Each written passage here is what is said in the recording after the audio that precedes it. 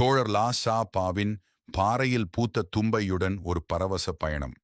என்னை விடுவித்த புறங்களின் அழைப்பில் தருணங்களை தாரை வார்த்து கொண்டிருந்த பொழுது தோழர் லா சா பா அவரது யூடியூப் சேனலில் விமர்சன கவுண்டனை ஆரம்பித்திருந்தார்.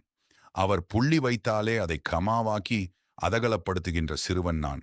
அவருக்கு 1 மணி நேரத்திற்கு முன்பு பிறந்த ஆணவத்தினாலும் அது இருக்கலாம். அவரது கவிதைகளுக்கு விமர்சன பாடல் எழுதும் அளவிற்கு அவரது கவிதைகளின் மேல் தீவிர காதலுடையவன். என்ன இருந்தாலும் அவரது தோழிகளைப் போல உங்களால் அவரது கவிதைகளை காதலிக்க முடியாது என்று கபிலன் சார் சொல்வதை நான் ஏற்றுதான் ஆக வேண்டும். நோய்த் தொற்றின் பேரிடர் காலங்களில் எங்களை நெருக்கமாக்கியது கவிதைகள்தான்.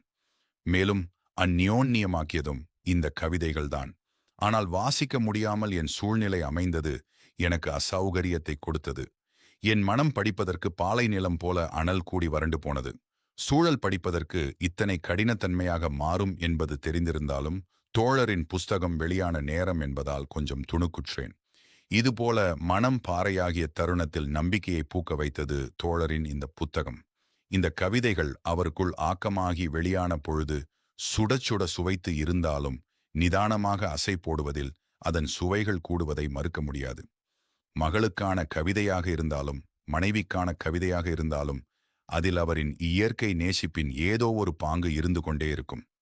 குறுக்கிடும் கோடுகள், உணவோடு ஊர்ந்து செல்லும் எறும்பிடம் பாதையின் வரைபடம் இல்லை, திசைமானி இல்லை, இருப்பினும் பயணிக்கிறது.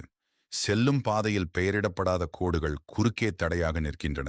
ஒரு கோடு உணவில் பங்கு கேட்கிறது, ஒரு கோடு உணவையே கேட்கிறது, ஒரு கோடு வரியை கேட்கிறது, ஒரு கோடு மின்னணு நுழைவுச் சீட்டு கேட்கிறது. இத்தனை கோடுகளை கடந்து தன் குழந்தைக்கு உணவளிக்க வேண்டிய நிலை அந்த எறும்புக்கு. இது போன்ற அவரின் கவிதைகளில் படிமங்கள் வெகுவாக ரசிக்க வைக்கிறது. ஒவ்வொரு கவிதையும் தனக்கான சாளரத்தை திறந்து தனித்த வெளியில் பயணிக்க விடுகிறது. சமரசம் உழவும் இடத்துல சிறு புல் பூண்டுக்கு கூட எதுவும் ஆயிடக்கூடாதுன்னு நினைக்கிற ஆகாச மனசுக்கு.